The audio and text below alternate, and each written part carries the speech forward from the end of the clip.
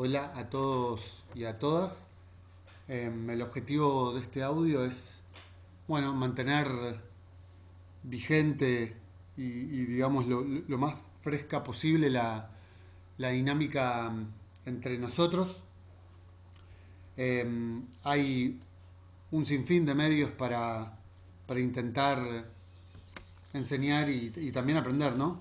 En este contexto yo he elegido el audio, tiene que ver con el contexto del instituto en el cual nosotros, bueno, en el cual yo trabajo y ustedes aprenden, digamos, eh, y con las facilidades de conectividad que tenemos todos nosotros. Es decir, las facilidades me refiero justamente a las no facilidades, a las dificultades, ¿no? Entonces se me ocurría que un audio podía ser mucho más liviano que un video. eh, y que, bueno, con el audio también tiene la ventaja de poder enfocarse, concentrarse en la voz y no distraerse con la imagen. Esa es otra virtud. Y que bueno, y que cumple el cometido, ¿no? Que cumple el cometido, que es que yo les pueda hablar a ustedes de los contenidos que venimos trabajando al momento. Y bueno, nada, con las particularidades que tiene este año, todos sabemos por qué, no es necesario entrar en detalles, pero eh, con todas las particularidades, las dificultades, con lo especial que viene siendo este año, intentamos mantener a flote el barco, ¿no? De la educación pública entre todos. Y bueno, y dentro del instituto no es la excepción. Así que, nada, este audio también tiene el objetivo de ponernos en contacto, ¿no? De ponernos en contacto y y bueno, también es una herramienta didáctica pedagógica para que ustedes puedan escuchar, entender y formular dudas o comentarios o preguntas si las tuvieran, ¿sí? Bueno, nosotros vamos a trabajar sobre la ley de contrato de trabajo, ¿no? En esta materia. Y la propuesta la propuesta de este audio va a ser pasar por los artículos 2, 3 y 4 de la ley de contrato de trabajo, pero además hacerlo no solo desde la letra de la ley, sino ampliar un poco a los comentarios eh, desde el autor que nosotros trabajamos, ¿no? Que es Grisolia. ¿Sí? De hecho, el texto, el libro que nosotros usaríamos si estuviéramos teniendo clases presenciales y, y sobre el que vamos a trabajar, los trabajos que se den en adelante, obviamente van a tener adjuntos de este libro, ¿no? De fragmentos de este libro, que es la ley de contrato de trabajo comentada, se llama. Es de Julio Grisolia y Ernesto Ajuad. Es la séptima edición del año, si no me equivoco, 2017 o 18. Por ahí, 2017-2018, séptima edición. Bueno, en primer término, vamos a decir que la ley de contrato de trabajo eh, es la ley que regula centralmente las relaciones de trabajo privadas, ¿no? Las relaciones de trabajo privadas me refiero al trabajo en las organizaciones del ámbito privado, que es distinto al ámbito público. Ahí vamos a ver, cuando arranquemos con el artículo 2, por qué hay una diferencia entre las relaciones en el ámbito privado, las relaciones laborales, ¿no? En el ámbito privado y en el ámbito público. Vamos a ver, les decía, el artículo 2, el artículo 3 y el artículo 4, siempre la ley de contrato de trabajo, ¿sí? Una cosa es leer el artículo, que es en general un texto, bueno, en términos generales es un texto breve, y otra cosa es ir a los comentarios, reflexiones, ahí se hace un poco más amplio, ¿sí? Es lo que vamos a intentar hacer, bueno, aquí, en este encuentro, en esta especie de encuentro, o en esta clase grabada, ¿sí? Bueno, voy a leer el artículo 2 y después vamos a trabajar con algunos comentarios y reflexiones. Artículo 2, ámbito de aplicación. La vigencia de esta ley quedará condicionada a que la aplicación de sus disposiciones resulte compatible con la naturaleza y modalidades de la actividad de que se trate y con el específico régimen jurídico a que se halle sujeta. ¿Sí? Leí la primera parte del artículo 2, porque primero vamos a trabajar sobre esa parte. Lo bueno es que ustedes puedan seguir la lectura, ¿no? Si tuvieran el material, estuviéramos en clases presenciales, le pediría que lo hagan con el material, pero como no estamos en esa condición, que lo hagan leyendo el artículo googleado, ¿no? El artículo de la ley googleado a través de Infoleg, que es una página oficial de normativa, o de cualquier página de donde puedan tomar la ley de contrato de trabajo, ¿sí? La ley 20.744. Muy bien. Decíamos, leí la primera parte. Ustedes miren el artículo 2 y van a ver que tiene dos partes, dos especies de párrafos, podríamos decir. ¿Sí? Bueno, ahora estamos trabajando sobre el primer párrafo que empieza con la vigencia. ¿Qué quiere decir este párrafo del artículo 2? Bueno, se refiere a que esta ley solo se va a aplicar y solo va a ser vigente en la medida en que lo que diga la ley, dice sus disposiciones, pero podríamos decir en criollo, lo que diga la ley sea compatible con el tipo de actividad y la modalidad de trabajo. ¿Sí? Con el tipo de actividad y la modalidad de trabajo. Si esta ley que vamos a estudiar no es compatible, entonces ya deja de aplicarse, justamente por ese nivel de incompatibilidad. Ahora, lo interesante viene en el segundo párrafo, ¿no? Porque esto sería más introductorio y conceptual. El segundo párrafo que dice: las disposiciones de esta ley no serán aplicables a los dependientes de la administración pública provincial o municipal, nacional, provincial o municipal, perdón, excepto que por algún acto expreso se los incluya en la misma. B, a los trabajadores del servicio doméstico. C, a los trabajadores agrarios. Y finalmente el artículo hace una aclaración de que este artículo fue sustituido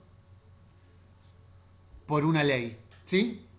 Recuerden que la ley de contrato de trabajo es una ley y para sustituir algún artículo de ella se tiene que hacer otra ley. ¿Sí?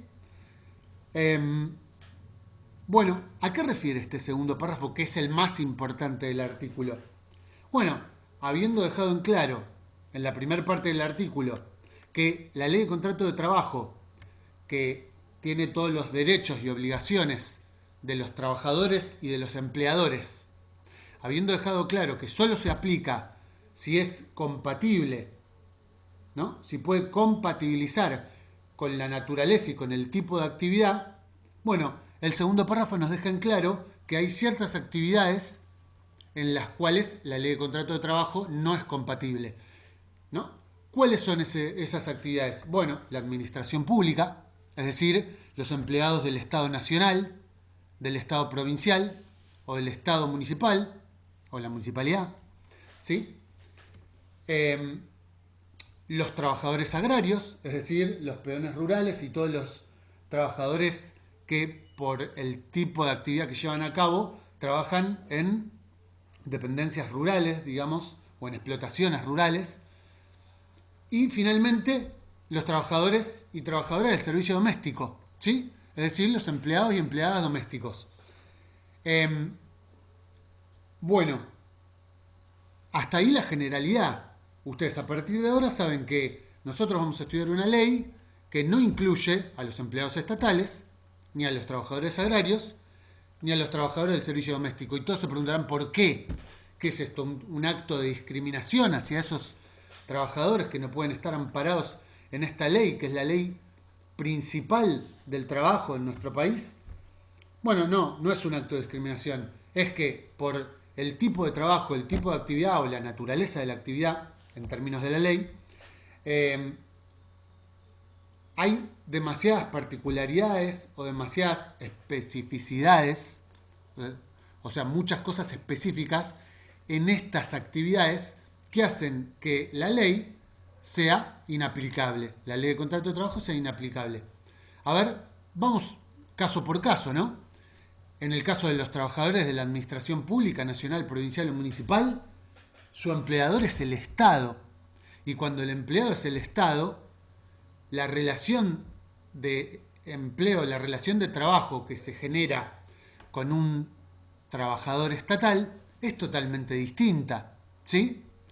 No podemos comparar en términos, incluso en términos jurídicos o en términos de la ley, en términos normativos, que el empleador sea el capital privado, como puede ser, no sé, el dueño de Coca-Cola, el dueño de un comercio, el dueño de una empresa de servicios o el dueño de cualquier emprendimiento privado, con el Estado, ¿no? El Estado somos todos. Entonces, si el Estado somos todos nosotros, de alguna manera, cuando uno es un empleado público, es su propio trabajador y su propio empleador. Es una cosa extraña en términos jurídicos, por eso el trabajo público o los empleados estatales tienen una ley aparte, ¿sí? Una ley aparte que es distinta a la ley de contrato de trabajo. Ellos, los empleados públicos, están regulados por la ley 25.164, que no importa que se acuerden de ese número de memoria, pero lo que sí importa es que es distinta a la ley de contrato de trabajo de la ley 20.744. ¿Sí? Uno de los grandes motivos es que el empleador es el Estado. Entonces eso hace que el vínculo que hay entre el empleador y el trabajador sea de una naturaleza muy distinta, ¿sí? Y por eso hay una ley específica para ellos. Bien, ¿qué pasa con los trabajadores agrarios? Bueno, los trabajadores agrarios trabajan en las explotaciones rurales y sabemos que por la modalidad de trabajo a veces tienen que trabajar en forma estacional, en ciertos periodos del año y en otros no.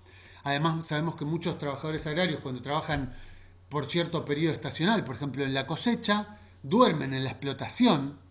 Entonces, cuando la naturaleza de la actividad es tan distinta, es decir, es tan distinto ser un trabajador agrario que va a trabajar por ciertos meses del año y que duerme en la explotación, o incluso no sea un trabajo estacional o temporario, que sea por ejemplo una cosecha, pero también la relación con la explotación, con el lugar de trabajo y la relación con el empleador es muy diferente, ¿no?, al resto de las relaciones de empleo privado. Por eso los trabajadores agrarios también tienen su propia ley, que es la ley 26.727, y que es una ley que fue modificada en el kirchnerismo, en el año 2011. ¿Sí? Finalmente, los trabajadores del servicio doméstico o trabajadoras del servicio doméstico también tienen su propia ley, es la ley 26.844, una ley también modificada durante el kirchnerismo en el año 2013. Esta ley también tiene muchas particularidades. ¿Por qué? Por el tipo de actividad. Recuerden que un poco coincidiendo de cierta manera, salvando las distancias, con ciertas formas de actividad en el trabajo agrario, hay empleados y empleadas domésticas que pueden dormir y que pueden vivir con su empleador o su empleadora. Entonces, la ley de servicio doméstico tiene modalidades contractuales o formatos de actividad laboral muy distinto al resto de los empleos privados y por eso tienen una ley propia. ¿Sí? Muy bien, en el caso de los trabajadores agrarios y en el caso de los trabajadores del servicio doméstico, se deja en claro que, aunque tengan particularidades, esas leyes que regulan el trabajo agrario y el trabajo doméstico nunca pueden ir en contra de la ley de contrato de trabajo, ¿sí? Porque en el caso de los trabajadores agrarios y del servicio doméstico, el empleador no deja de ser un particular, un privado, ¿sí? Que es muy distinto a cuando a tu empleador es el Estado, que es el primer caso que vimos. ¿Sí? Dicho todo esto, damos por cerrado el artículo 2 de la Ley de Contrato de Trabajo y dadas las explicaciones necesarias, y vamos a pasar al artículo 3, ¿sí? Sepan que por la modalidad de la herramienta que estoy usando, puedo ir grabando de apartes. Así que si en algún momento escuchan que el audio se detiene y continúa, es justamente porque quizás hago un parate por algún motivo. Recuerden que estoy en mi casa conviviendo con mi familia, ¿sí? Bueno, vamos al artículo 3. El artículo 3 es un poco más simple, o por lo menos el abordaje que vamos a hacer es un poco más sencillo. Primero lo voy a leer, ¿sí? Recuerden, estamos en el artículo 3 de la Ley de Contrato de Trabajo. El artículo dice: esta ley regirá todo lo relativo a la validez, derechos y obligaciones de las partes, sea que el contrato de trabajo se haya celebrado en el país o fuera de él, siempre y cuando se ejecute en su territorio. ¿Sí? Bueno, este artículo es muy importante porque lo que hace es, digamos, marcar la cancha, marcar el territorio en el cual la ley de contrato de trabajo va a ser aplicable. ¿Sí? El ámbito geográfico o el territorio en el cual puede ser aplicada la ley de contrato de trabajo es el territorio nacional, el territorio de nuestro país y todas las zonas que sean sometidas a su jurisdicción. Por ejemplo, podríamos decir que una embarcación nacional, una embarcación de este país que está en aguas internacionales, bueno, eso es territorio nacional. O podríamos pensar en la embajada de nuestro país en Alemania, por ejemplo, o en Bolivia o en España. La embajada de nuestro país en otros países también es territorio nacional. Así que la ley se aplica en todo el territorio nacional. Bueno, es importante lo que señala el artículo en relación a que no importa dónde se haya celebrado el contrato. ¿Qué significa celebrar un contrato? Bueno, celebrar un contrato es firmarlo, justamente, ¿no? La celebración del contrato es el acto en el cual el contrato se inicia, se firma, se celebra, justamente. ¿Sí? No importa dónde se haya firmado o celebrado el contrato, siempre y cuando se ejecute, o sea, se lleve a cabo en el territorio nacional. Por ejemplo, alguno puede tener algún hermano, algún tío que estuvo un tiempo trabajando en Colombia, supongamos, porque su empresa lo trasladó a Colombia, y entonces a partir de el próximo año, la empresa, que es una empresa transnacional, no importa cuál, firma un contrato para continuar el empleo de este familiar suyo, pero ahora vuelve a trabajar en Argentina. Entonces, lo firmó en Colombia el contrato, pero se va a ejecutar en Argentina. Eso significa que mientras se ejecute aquí, aplica la ley de contrato de trabajo, ¿sí? Esto que les cuento, se los cuento en relación al trabajo, al mundo del trabajo y a la ley de contrato de trabajo. Pero también es extensible a todo el derecho. ¿Por qué? Porque el derecho del trabajo es una rama del derecho, ¿no? Después lo vamos a ver cuando vemos la definición. Pero el principio de territorialidad de la ley es para todo el derecho. La ley solo aplica en nuestro territorio y fuera de nuestro territorio no aplica, ¿no?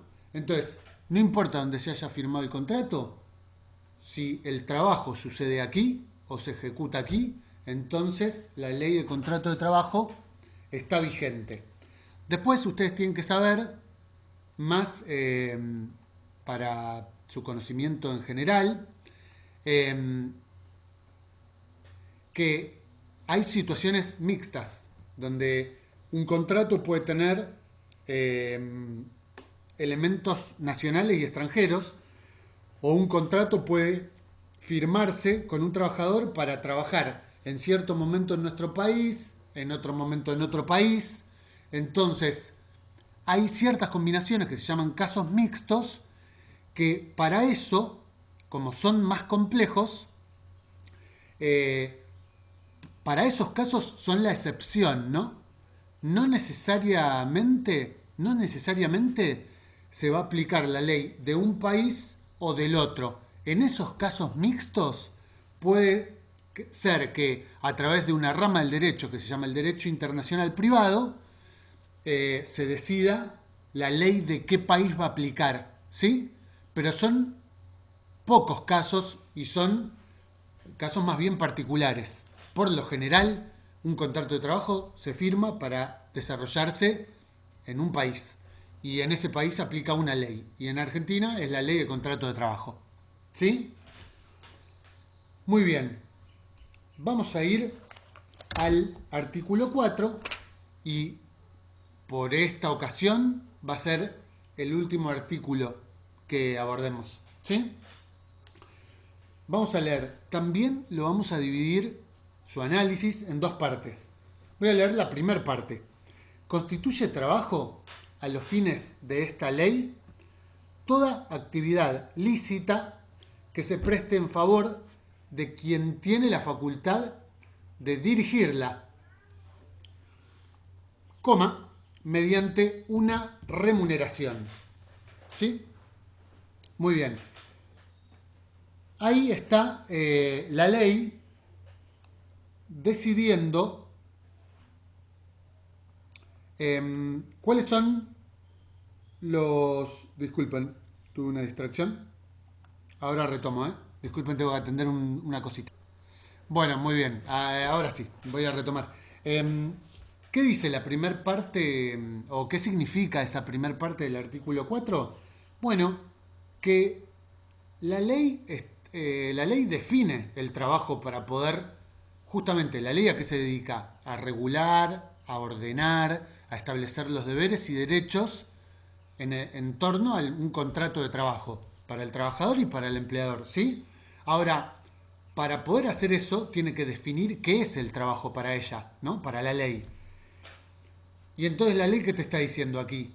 La ley te está diciendo aquí que el trabajo es una actividad que sea lícita, es decir, legal. Las actividades que no son consideradas legales no son consideradas trabajo, ¿sí? Por lo menos para esta ley. Segundo, que sea realizada para alguien, es decir, para alguien que tenga la facultad de dirigirla, es decir, un trabajo que sea para un empleador, para un patrón, para un jefe, ¿sí?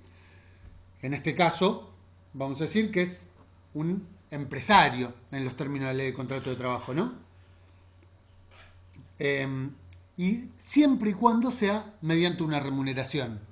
Entonces, ¿qué pasa? Si no reúne estas tres condiciones, la ley no lo considera trabajo. ¿Se entiende? Y entonces, todo lo que sea una actividad que no cumpla con alguna de estas condiciones, entonces no va a ser contemplada por la ley de contrato de trabajo y por lo tanto sus regulaciones no van a aplicar. Entonces, ahora sí vamos un poco al comentario que hace el autor del artículo, ¿sí? Van a quedar afuera de esta regulación este tipo de actividades que la ley no considera trabajo. Primero, el voluntario o el benévolo, como le llama el autor, ¿no? El trabajo voluntario o benévolo. Está bien, es redundante, estamos diciendo trabajo, pero no es trabajo para la ley, ¿sí? El trabajo voluntario, el que se hace en una parroquia, en una ONG, en una organización social, o por ejemplo todos los voluntarios que están prestando servicios ahora en el marco de la pandemia. Bueno, cuando no hay remuneración, no hay trabajo para la ley. Esto no es un capricho, es simplemente cerrar la definición de trabajo, porque si no, la ley debería aplicar a cosas que en realidad no son el objetivo de esta ley, ¿sí? El trabajo voluntario, el trabajo en las parroquias, en las ONG, en los servicios voluntarios, no está contemplado por la ley. Tampoco está contemplado por la ley el trabajo familiar. ¿Sí? El trabajo familiar,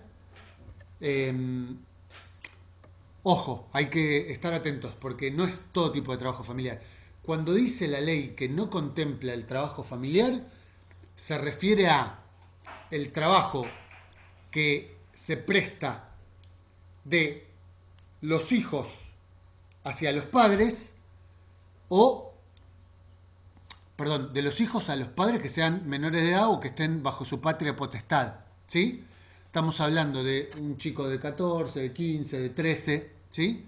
Que hace tareas en el hogar, por ejemplo, que ayuda a la mamá. Bueno, ese trabajo no está contemplado por la ley de contrato de trabajo, ¿sí? Tampoco el trabajo entre cónyuges. Por ejemplo, si una ama de casa, ¿no? O si un hombre que está a cargo de la casa prestan servicios en el hogar, entonces eso no es considerado trabajo para la ley. ¿eh? Tampoco es considerado trabajo, perdón, en esos casos se considera trabajo familiar, esos casos entre cónyuges y entre padres e hijos menores de edad, se considera trabajo familiar y entonces la ley de contrato de trabajo no los contempla. Pero cuidado, porque si los hijos son mayores o si se trata de otros parientes, por ejemplo un sobrino, o en el caso del nuevo Código Civil, donde se permite celebrar, en ciertos casos, se permite celebrar contrato entre los cónyuges, entre marido y mujer. Hay ciertos casos particulares que no me voy a detener en eso ahora porque ya sería demasiado largo, salvo las excepciones del nuevo Código Civil. En esos casos, o sea, hijos mayores de edad, otros parientes, o los nuevos casos del Código Civil en los cuales sí se puede celebrar contratos entre cónyuges, entonces, salvo en esos casos, entonces se considera trabajo familiar y la ley de contrato de trabajo no lo contempla. Ahora, si un hombre que tiene una empresa contrata a su sobrino, ¿no? Su sobrino que tiene 17 años, digamos, y ya está en edad de trabajar, porque la ley de contrato de trabajo permite trabajar desde los 16, con ciertos cuidados y regulaciones. Bueno, ¿ahí hay trabajo familiar? No. Ese sobrino no se encuadra en trabajo familiar. Entonces, ese contrato de trabajo sí debería estar contemplado por la ley de contrato de trabajo. Bueno, y así con los otros casos que establecí como excepción. ¿Sí? Finalmente, no se encuadra en la ley de contrato de trabajo el trabajo autónomo. ¿Sí? El trabajo autónomo es todas las tareas o servicios que prestan los trabajadores autónomos, ya sean monotributistas o responsables inscriptos. ¿Sí? En general, como ejemplo de monotributista está claramente, no sé, el plomero que va a hacer un trabajo a tu casa, el electricista, ese es un trabajador independiente, un trabajador autónomo. El plomero o el electricista no pueden demandarte a vos el día de mañana como un trabajador tuyo, si fueran a trabajar a tu casa. Porque no se trata de un trabajo en relación de dependencia, es un trabajo independiente, autónomo. De la misma manera, ese es el caso de, no sé, de un oficio, por ejemplo, el plomero, el electricista que va a trabajar a tu casa.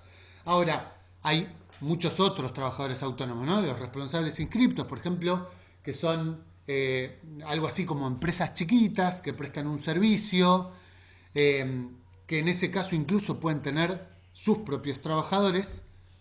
Bueno, en este caso tampoco se trata de trabajadores, ¿sí?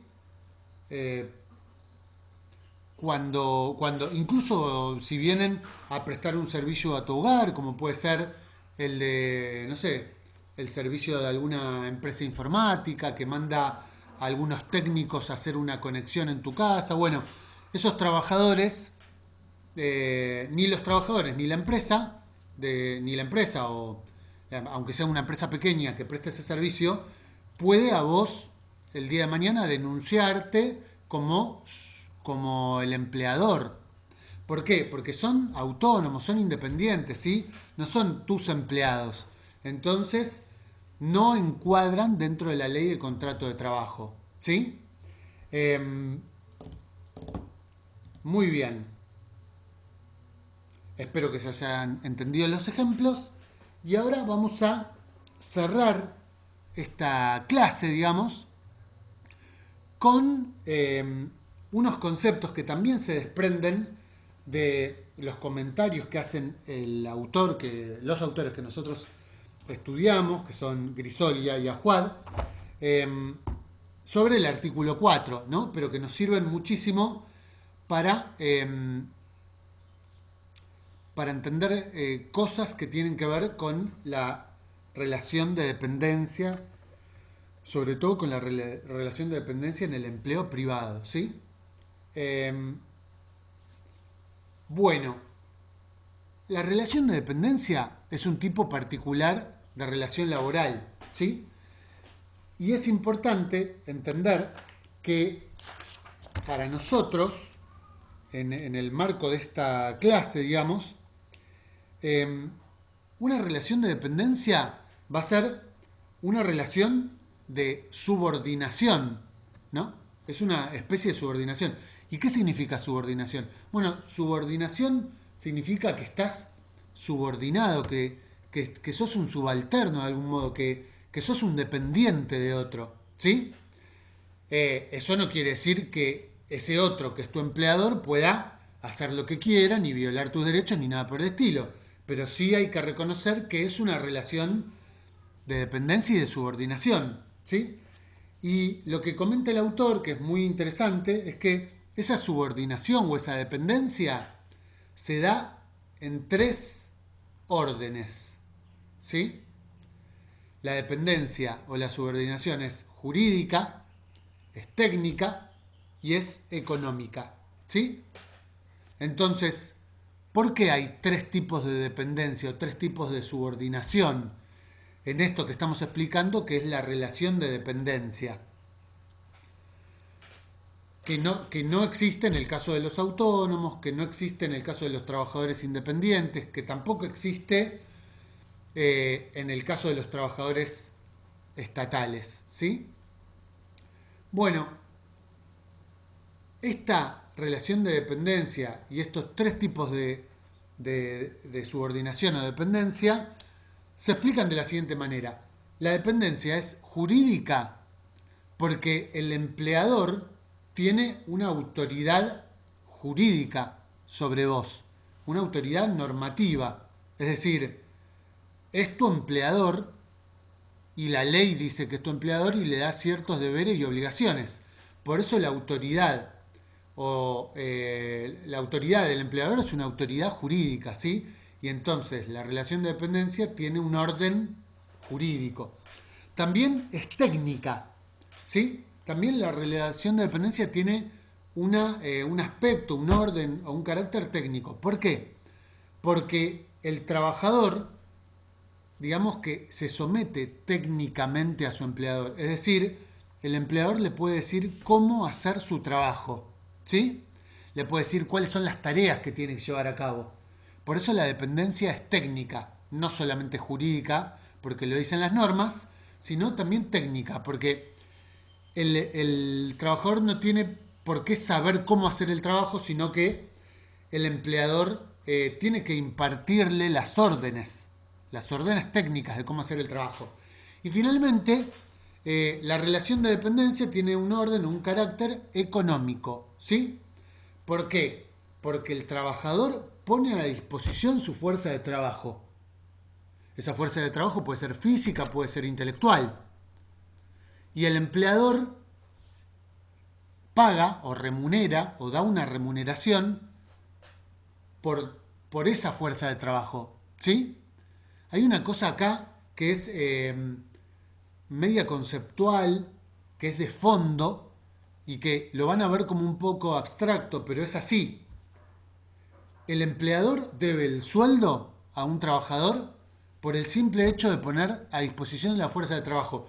Por eso es que nos pagan las licencias a los trabajadores, por eso es que nos pagan los días feriados, porque así está encuadrado, ¿no? Nosotros ponemos a disposición nuestra fuerza de trabajo y el empleador nos paga por poner a disposición nuestra fuerza de trabajo. En ocasiones van a ver que esa fuerza de trabajo no se aplica, como en el caso de una licencia por una enfermedad o como en el caso de un feriado. Sin embargo, nos pagan igual, porque la naturaleza del concepto es que nosotros estamos poniendo a disposición nuestra fuerza de trabajo. ¿Sí? Bueno, espero que se entienda este apartado también.